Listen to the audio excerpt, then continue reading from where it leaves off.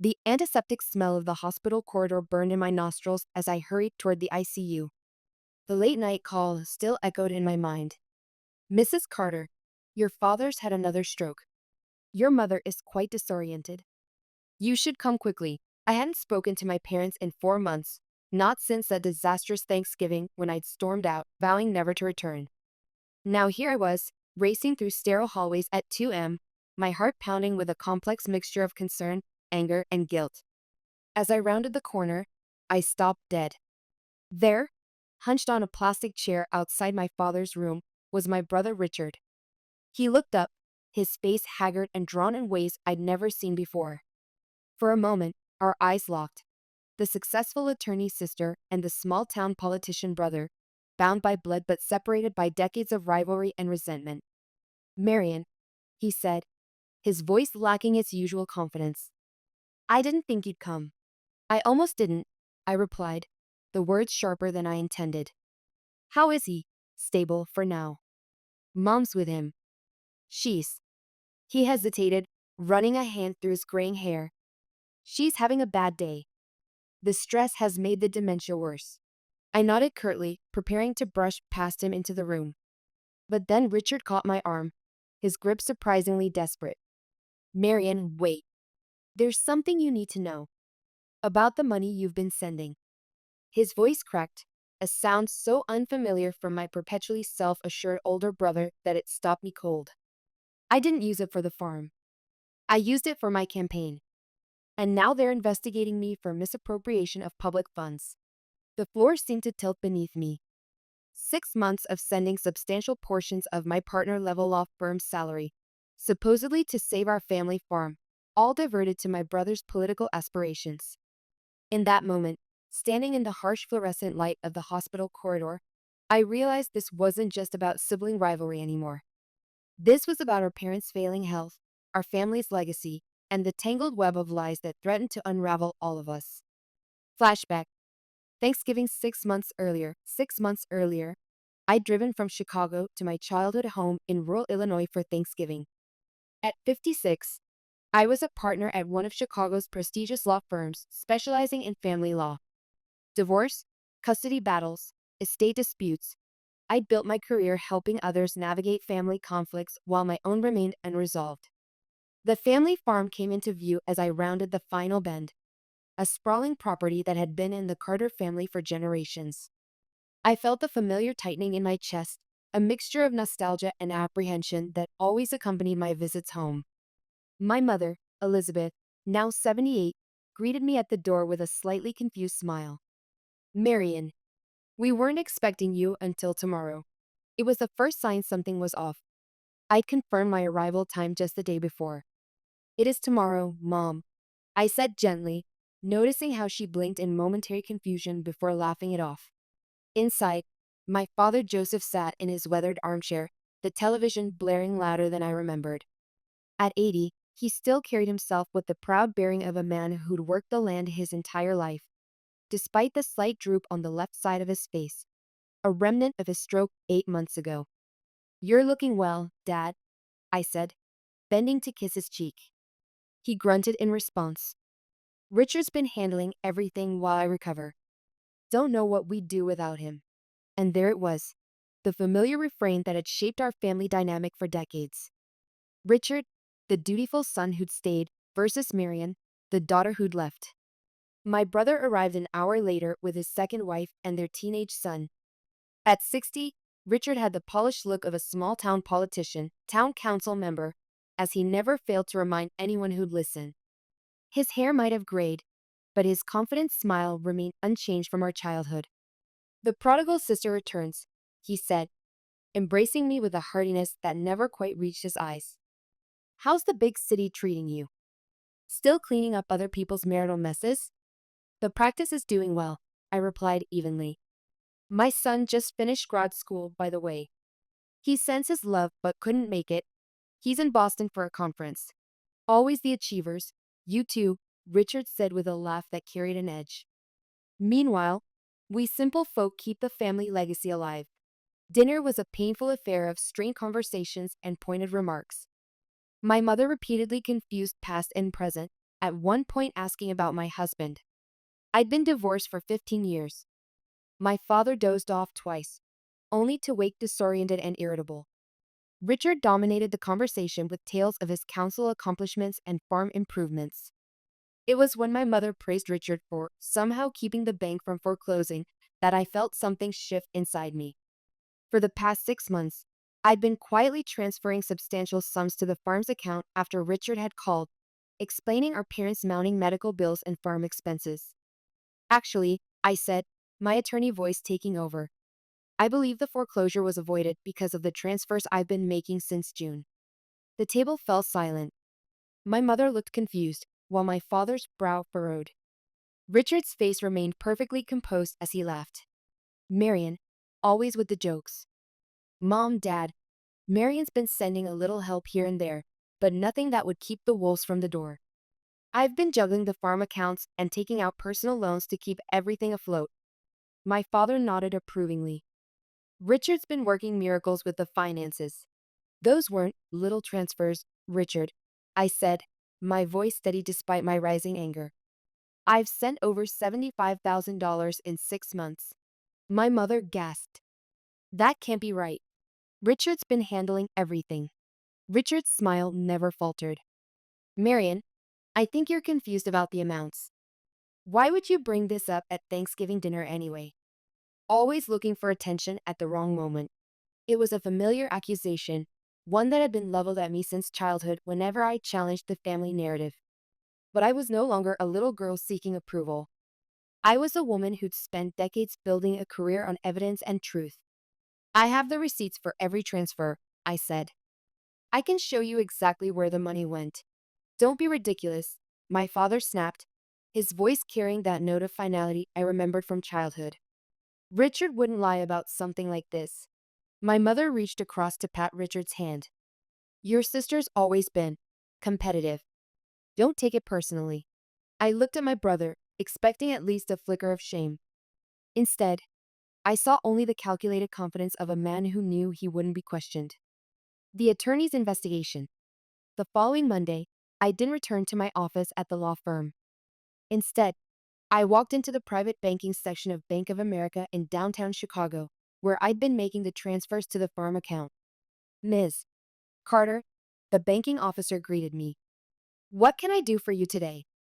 I need copies of all transfers I've made to the Carter family farm account since June, I said, sliding my ID across the desk. And I'd like to know exactly how those funds were accessed. While the officer retrieved the records, I made another call to Dr. Patel, my parents' physician in their small Illinois town. As a family law attorney, I knew the legal complexities of medical privacy, but I also knew how to navigate them. Dr. Patel, this is Marion Carter, Joseph and Elizabeth Carter's daughter. I'm concerned about changes I've noticed in my parents' behavior. Before I file for any formal capacity assessment, I wanted to speak with you directly. There was a pause on the line. Ms. Carter, I've been trying to reach your brother about your parents for months. Your father's post-stroke care has been inconsistent at best, and your mother's cognitive decline is progressing faster than it should without proper intervention. My hand tightened around the phone. Richard hasn't been bringing them in for appointments, sporadically at best. Your father needs consistent physical therapy, and your mother should be on medication to slow the dementia progression. I've prescribed both, but he trailed off, professional discretion battling with obvious concern. By the time I left the bank 2 hours later, I had a complete record of my transfers, and the disturbing confirmation that most of the money had been immediately transferred to an account under Richard's name alone, not the farm's operating account. I also had Dr. Patel's permission to access my parents' medical records, which painted a concerning picture of neglected care. The drive back to the farm the next day was filled with a cold, calculated anger I rarely allowed myself to feel. As a divorce attorney, I'd learned to channel emotion into strategic action. Now I was applying those same skills to my own family crisis. The farm looked different in the harsh November light, more rundown than I'd noticed during my brief Thanksgiving visit. The tractor that should have been stored properly sat exposed to the elements, rust beginning to form along its edges. The barn door hung askew on its hinges. These weren't just signs of a struggling farm. They were evidence of neglect. My mother was alone in the kitchen when I arrived, kneading dough with the practiced movements of a woman who'd done so for decades, though her eyes held a distant quality that tightened my chest. Marion? She said, momentarily confused. Didn't you just leave yesterday? That was a few days ago, Mom, I said gently, setting my briefcase on the kitchen table. Is Dad around? And Richard? I need to speak with all of you. Your father's resting. Richard's at a council meeting. She frowned at the briefcase. Are you here on business? In a way, I replied, helping her wipe flour from her hands. Mom, when was the last time you saw Dr. Patel? Her eyes clouded. The doctor? I don't. Richard handles all that.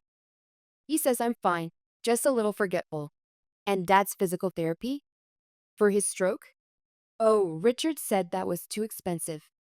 He's been helping your father with exercises himself. Each word was another piece of a puzzle I was beginning to understand all too clearly. By the time my father shuffled into the kitchen, followed shortly by Richard returning from his council meeting, though I'd confirmed no meeting was scheduled that day, I had arranged the documents for my briefcase in precise order on the kitchen table. What's all this? My father demanded, his voice weaker than the commanding tone I remembered from childhood. Evidence, I said simply, meeting my brother's suddenly wary eyes. Bank transfers, medical records, and farm account statements. Richard, would you like to explain where the $75,000 I sent for the farm and our parents' medical care actually went? Or should I detail how it was diverted to your personal account and coincidentally your re-election campaign fund? The confrontation. Richard's politician mask slipped for just a moment before he recovered, forcing a laugh. Marion, you're blowing this out of proportion. I've been juggling multiple accounts to keep everything afloat. The farm, the medical bills, everything. I slid the bank statements across the table. These aren't farm expenses, Richard. These are campaign contributions, personal purchases, and payments to political consultants. My father's face darkened as he stared at the papers, confusion and anger battling in his expression. What is she talking about, Richard? Dad, don't get upset. Your blood pressure, Richard began, the concern in his voice sounding rehearsed. Don't change the subject, I interrupted. Mom hasn't been taking her prescribed dementia medication. Dad hasn't received proper physical therapy. The farm is falling apart. Meanwhile, you've been using my money to fund your council re-election campaign. My mother's hands trembled as she picked up one of the medical reports. I don't understand these, she said, her voice small. It says you have early-stage dementia, Mom, I explained gently. It's treatable with proper medication and care. Care you haven't been receiving because Richard has been diverting the money meant for your treatment. Richard's face flushed with anger. You have no right to come in here and make these accusations.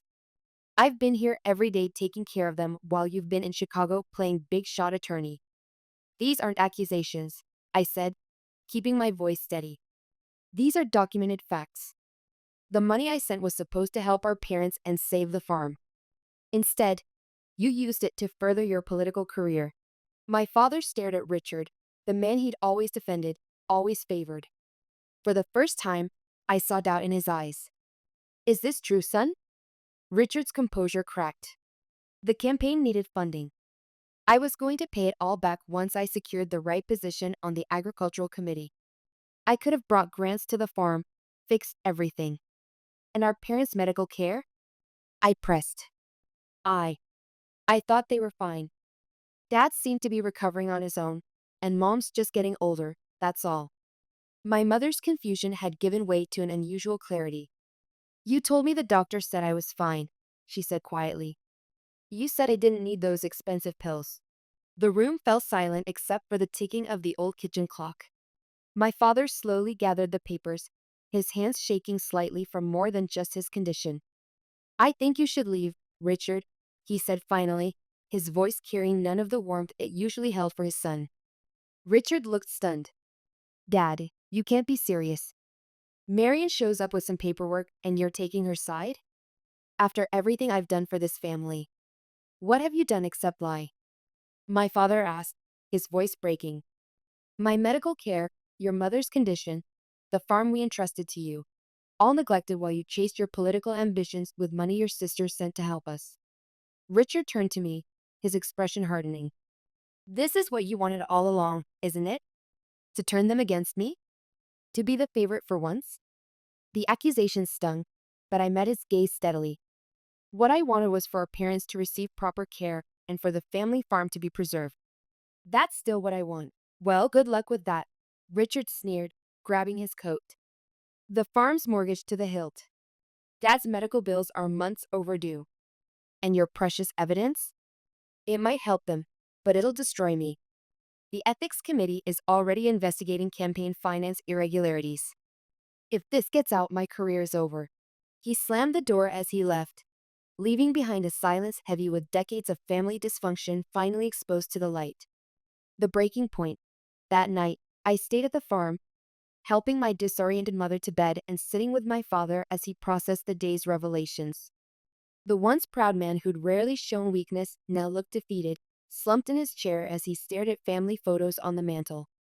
I should have seen it, he said finally. The farm equipment falling into disrepair, bills piling up despite your supposed contributions. Richard always had an explanation. You wanted to believe him, I said, not unkindly. He's your son. The one who stayed. My father turned to me, his eyes clearer than they'd been all day. And you're my daughter, the one who left. The one I pushed away. He swallowed hard. I was wrong, Marian. About so many things. Those words, an admission I'd waited decades to hear, should have brought satisfaction. Instead, they brought a profound sadness for all the years we'd lost to stubbornness and misunderstanding. The next morning, I drove back to Chicago, not in anger this time, but with purpose. At my law office, I began crafting 2 sets of documents: a formal complaint to the ethics committee regarding Richard's misappropriation of funds, and a family trust structure that would protect my parents and the farm from further financial exploitation. I canceled client meetings and court appearances, delegating cases to my associates. For once, my family would take priority over my career, not from obligation, but from choice. 2 weeks later, I returned to the farm with healthcare providers I'd arranged: a physical therapist for my father, a neurologist specializing in dementia for my mother, and a home health aide to assist with daily care. I'd also hired a farm manager to assess what could be salvaged of the operation. As I explained the arrangements to my parents at the kitchen table, my mother reached across and took my hand, a gesture so unexpected it momentarily silenced me. You were always the responsible one, she said, with a clarity that came and went with her condition. Even as a little girl. I should have appreciated that more. My father nodded, the stroke weakened side of his face giving his expression an unintended vulnerability. We put everything on Richard's shoulders because he stayed. That wasn't fair to him, and it wasn't fair to you. I thought about the little girl who desperately sought her parents' approval, who'd eventually given up and channeled that need into professional achievement instead. I thought about my brother, crushed under the weight of expectations and resentment until he'd resorted to deception and theft. We all made mistakes, I said finally. But it's not too late to do better.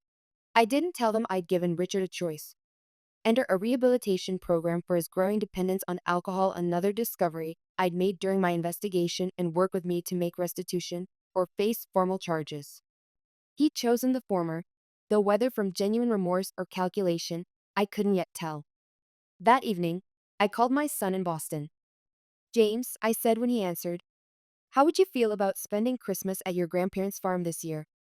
They'd love to see you, and I think I'll be spending more time there in the coming months. The farm? Really? His surprise was evident. You haven't wanted to go there for holidays in years. Things are changing, I replied, watching the sunset over the fields that had shaped and scarred my family for generations. Sometimes you have to go back to move forward. Flashback. Hospital corridor. 4 months into this new arrangement, I'd established a rhythm. 3 days in Chicago at my law practice, 4 days at the farm, working remotely while overseeing my parents' care. The farm manager had salvaged what he could of the operation, though years of neglect had taken their toll. The family trust I'd established ensured that medical needs would be met regardless of agricultural income. Richard had completed rehab and was working with a therapist. His political career was over. He'd resigned from the council before the ethics investigation could formally conclude, but he'd avoided criminal charges. Our relationship remained strained, our conversations limited to necessary discussions about our parents' care. Then came the late night call that changed everything again. My father had suffered another stroke, more severe this time. By the time I reached the hospital, the doctor's expression told me what words would soon confirm.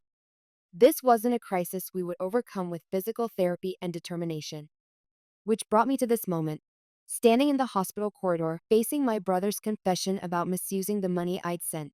A confession that seemed meaningless now in the face of our father's mortality. Marion, Richard said, his voice rough with emotion, "I know you have no reason to believe anything I say, but I need you to know I'm sorry. Not just for the money, but for everything. For resenting you all these years. For pushing you away from the family. For failing our parents when they needed me." In the harsh hospital lighting, my once powerful brother looked diminished, the confident politician replaced by a man confronting the wreckage of his choices. For the first time, I saw something in him I recognized. The same desperate longing for approval that had driven my own life choices. "You know what the worst part was?" He continued, words spilling out as if a dam had broken. "I was always jealous of you. You had the courage to leave, to build your own life. I stayed because I was afraid. Afraid of failing somewhere else. Afraid of losing Dad's approval. Every time you succeeded, it felt like a reminder of my own limitations." The admission stunned me into silence. All these years, I'd believed Richard had everything: our parents' love, the family legacy, the hometown respect. I'd never considered that he might have envied my freedom as much as I envied his secure place in the family. "Richard," I began, but was interrupted by a doctor emerging from our father's room. "Ms. Carter? Mr. Carter? Your father is asking for both of you." We entered the room together, no longer the successful attorney and the disgraced politician, but simply a daughter and son facing the impending loss of their father. My mother sat beside the bed, her dementia momentarily cleared by the crisis, holding Dad's hand with gentle determination. "My children," Dad said, his voice barely audible, the effort of speaking visible in every word. "Together. That's good." In that moment, the decades of rivalry and resentment seemed suddenly small and distant. There would be time later for rebuilding trust, for establishing new boundaries, for healing old wounds. For now, we were simply family, gathered together as our father had always wanted us to be. Epilogue. A new chapter. Spring came to the farm, bringing with it both renewal and transition. My father didn't live to see the apple trees bloom. He passed peacefully 2 weeks after that night in the hospital, with all of us by his side. My mother's dementia continued its slow progression, but with proper medication and care, she had more good days than bad. I made the decision to scale back my law practice to part-time status, dividing my week between Chicago and the farm. My partners were understanding. At 56, I'd earned the right to redefine my professional commitments. Richard had moved to a small apartment in town. He was working with the farm manager now, learning the business from the ground up in a way he'd never bothered to before. Our conversations were still careful, the trust between us fragile and newly forming, but there was an honesty that had never existed before. One evening, as I sat on the porch with my mother, watching the sunset paint the fields gold, she turned to me with unexpected clarity. "You know," she said, "your father always admired your independence. He just didn't know how to show it." I smiled, taking her hand. "I know, Mom. And Richard," she continued, "he tried so hard to be what your father wanted." "Too hard, maybe." "We all did, in our own ways," I replied. My mother nodded, her gaze distant. "Families are complicated. You spend your whole life figuring them out, and just when you think you understand, everything changes."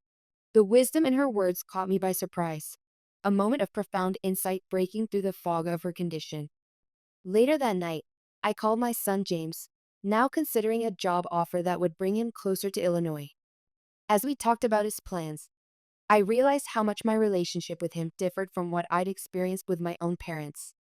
The openness, the mutual respect, the absence of rigid expectations. These weren't accidents, but choices I'd made, determined not to repeat the patterns of my childhood. The family trust I'd established had evolved into a more comprehensive plan. The farmland would be partially maintained as a working operation, partially converted to a more sustainable model. The main house would be adapted for my mother's needs, with space for me during my stays and eventually, perhaps, as my permanent home when Chicago no longer called to me. Richard and I would never have the easy sibling relationship some families enjoyed. Too much had happened, too many wounds had been inflicted. But we had reached an understanding based on truth rather than facade, on acceptance of our flaws rather than competition for approval. As for me, at 56, I'd found an unexpected new chapter opening in my life. Not the retirement I'd vaguely envisioned, not the continuation of my all-consuming legal career, but something in between. A reclaiming of family connections on my own terms, a reconciliation with my past that didn't require surrendering my identity. The farm that had been both haven and battleground throughout my life was transforming once again, becoming neither an obligation nor an escape, but simply a part of who I was, one thread in the complex tapestry of family, with all its painful tangles and unexpected patterns of beauty. It wasn't perfect. It wasn't the happy ending of childhood stories. But it was real, and it was ours, and for now, that was enough.